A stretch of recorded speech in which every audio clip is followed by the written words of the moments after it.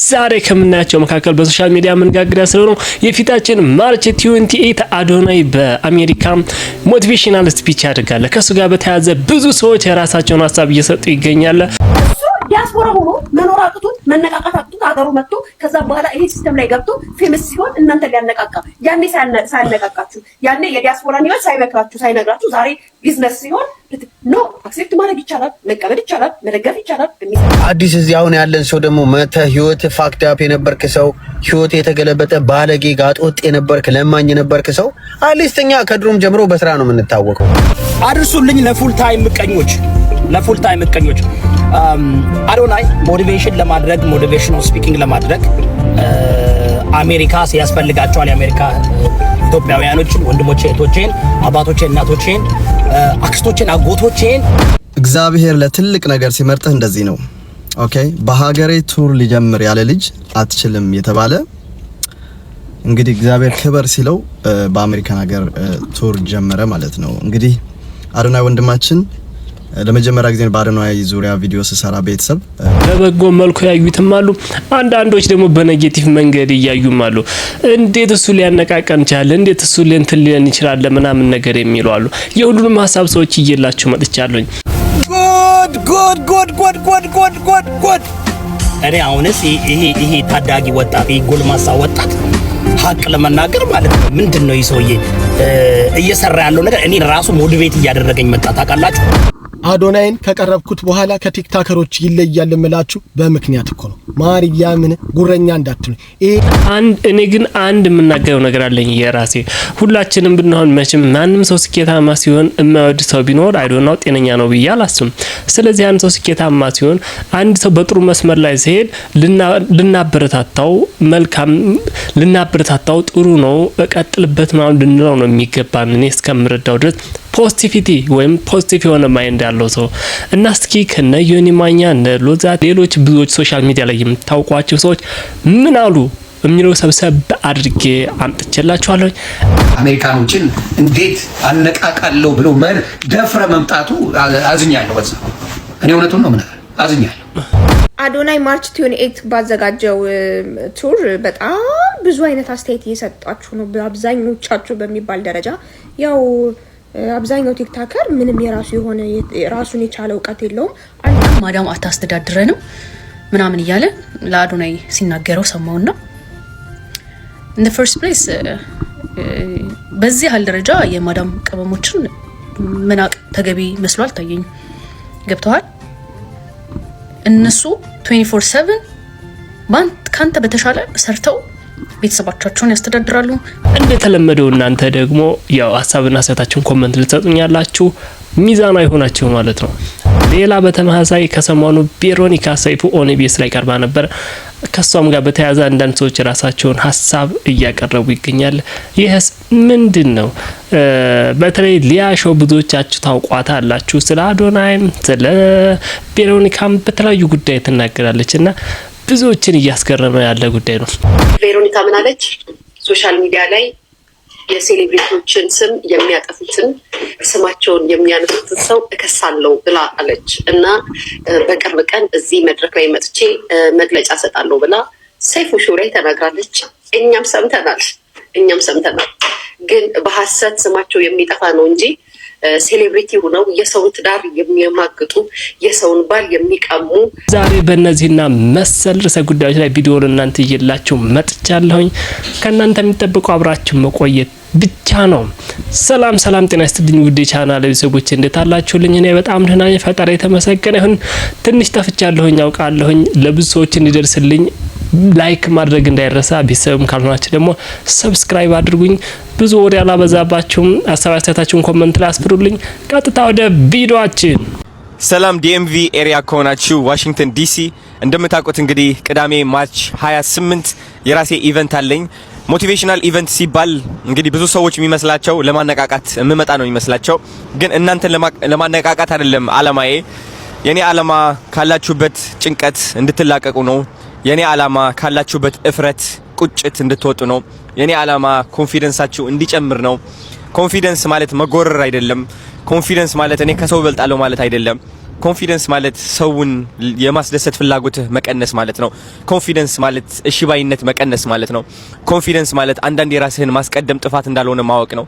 ኮንፊደንስ ማለት ያ የይውህና የጥሩ ነኝ አስተሳሰብ እየቀነስክ ፍትሃዊ መሆን ነው ለራስህም ለሌሎችም ሰዎች እኔ በጣም ብዙ ልነግራችሁ የምፈልጋቸው ነገሮች አሉ ከራሴ ህይወት።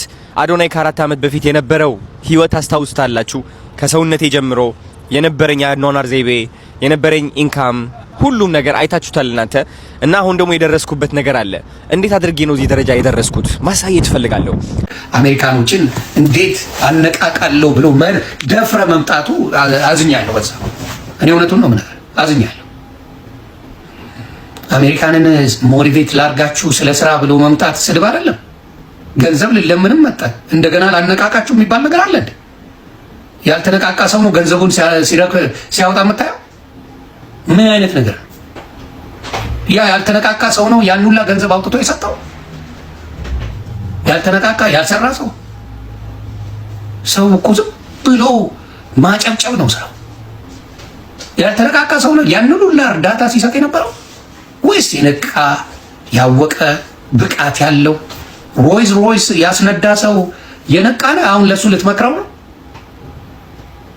እስክሌዱን እንዲህ እንቃርጌችን መኪናው ድጃ ያታለው ወይኔ ያለቃት መስኮታ ያልከው ያልነቃ ሰው የገዛው መኪና ነው ወይስ ነቅቶ ሰርቶ ህይወቱን የቀየረ ሰው የሰጠ መኪና ነው? ስለዚህ ማስተዋሉ ጥሩ ነው። አዶናይ ንግግር የምትነቃቁ ሰዎች ልትኖሩ ትችላላችሁ። እኔ አዶናይ ሲያወራ ሊያነቃቃኝ የሚችለው ሲፎራ አትግዛ ብር የሌለው ወንድ ባናቱ ይተከል እንትን ምንድነው ሲፎራ ካልገዛልሽ እንትን ካልገዛልሽ ሲለኝ ነው ልነቃቃ የምችለው። ያምሻል እንዴ ፈታ ስትል ምን አገባኝ ምናምን ሲል እንደዚህ አይነት ወሬዎቹ ሊያነቃቁኝ ይችላሉ። በተቀረ ግን ሲሪየስ ስለ ህይወት እሱ ሲያስተምረኝ እኔ ልነቃቃ የምልሽ ነው። ያምሻል እንዴ ህይወትን የኖረ ሰው ነው እኔ ሊያነቃቃ የሚችለው። ህይወትን ያሸነፈ ሰው ነው እኔ ሊያነቃቃ የሚችለው። እንዴ በምን ህይወቱ በትዳር ህይወቱ በዚህ ሰክሰስፉል በሶሻል ሚዲያ በመጣውቅና ነገ እኮ የሶሻል ሚዲያ አውቅና ነገ እንቦጭ ብሎ ይወድቃል እኮ። ይሄ ሁሉ አድናቆት ይሄ ሁሉ መወደድ አይቀጥልም፣ ሊቀጥልም አይችልም። የሆነ ሰዓት ላይ መውረዱ አይቀርም። እንዴ ምን ሆናችሁ ነው? እንዴት ነው በዚህ ደረጃ አይሉን ነው ለምንድን ነው ሊያገል ሁሉን እንደዚህ የምትናገሪው? በግልጽ ገደል ለምን አይገቡም? አድርሱልኝ ለፉል ታይም ምቀኞች አዶናይ ሞቲቬሽን ለማድረግ ሞቲቬሽናል ስፒኪንግ ለማድረግ አሜሪካ ያስፈልጋቸዋል። የአሜሪካ ኢትዮጵያውያኖችን ወንድሞቼ፣ እህቶቼን፣ አባቶቼ፣ እናቶቼን፣ አክስቶቼን፣ አጎቶቼን ሞቲቬት ላርጋቸው ከኔ ኤክስፒሪየንስ ከኔ እይታ ብሎ ሞቲቬሽን ፕሮግራም ሲጀምር አንዳንድ ፉል ታይም ኦቨር ታይም ምቀኞች አሉ። በቃ እድሜ ልካቸውን በምቀኝነት የሚታወቀው እዚህ ሶሻል ሚዲያ ተቀምጠው ማለት ነው 20 ምናምን ዓመት አሜሪካ ተቀምጠው እስቴው የመንግስት ቤት የሚኖሩ እስቴው በሶሻል ሚዲያ ቲክቶክ ላይ ተቀምጠው እየለመኑ የሚኖሩ በጣም የሚገርም ነገር እኮ ነው። እና ተነስተው በዚህ ጉዳይ ላይ አሜሪካ ያለ ሀበሻ ሞቲቬሽን አያስፈልገውም ይላሉ። እኔ እኮ ያስቁኛል እኮ። በመጀመሪያ አሜሪካ ነምበር 1 ቡክ ሴለሮች ብዙ ጊዜ ሰልፍ ሞቲቬሽን ቡኮች ናቸው። ቲቪ ሾው፣ ስፖርት ምን የማይደረግ ነገር አለ ይህን ህዝብ እኮ ሞቲቬት ለማድረግ ማለት ነው። ምክንያቱም ይህ ህዝብ ሞቲቬት እንዳይሆን ብዙ ተግዳሮት አለበት የአሜሪካ ህዝብ ማለት ነው። ስፔሻሊ አበሻው ማለት ነው። እነኛ አበሾች ኢትዮጵያውያኖች ወይ ኤርትራውያኖች የአሜሪካ ካልቸርና የኛ ካልቸር አንድ ስላልሆነ እኔ እንኳን እዚህ ሀገር ስላደኩኝ ምንም ችግር የለም። ግን አብዛኛዎች አድርገው የሚመጡት ከዚህ ከካልቸሩ ጋር አብረው መሄድ አይችሉም እና ይሰራሉ፣ ይለፋሉ፣ ይጥራሉ፣ ይገራሉ፣ ምንም ችግር የለም። በጣም ይሰራሉ። ግን ሞቲቬሽን ስፒኪንግ ወይም ደግሞ ሰዎች ሞቲቬት መደረግ ያለባቸው እኮ ለመስራት እኮ አይደለም። ምንም ስራ ለመስራት እኮ አይደለም። አህያም እኮ ይሰራል አይደል እንዴ? አህያም እኮ ይሰራል። ግን አህያ ራሱን ለመለወጥ ከሃርድ ወርክ ወደ ስማርት ወርክ የሚሄድበት መንገድ አይፈልግም። because አህያ ስለሆነ ማለት ነው። እና አንዳንዱ እንደ አህያ ይሰራል። ለምን? በራሱ ስለማይተማመን፣ ለምን? ሞቲቬሽን ስለሌለው። ሞቲቬትድ ሆኖ ቢዝነስ ለመጀመር ወይም ደግሞ ሌላ የተለየ ነገር ለመስራት ሞቲቬትድ አይደለም። እና እኔ በበኩሌ ሞቲቬሽን ያስፈልገዋል። ይሄ ህዝብ the right motivation with the right information ገባችሁ? right information with the right motivation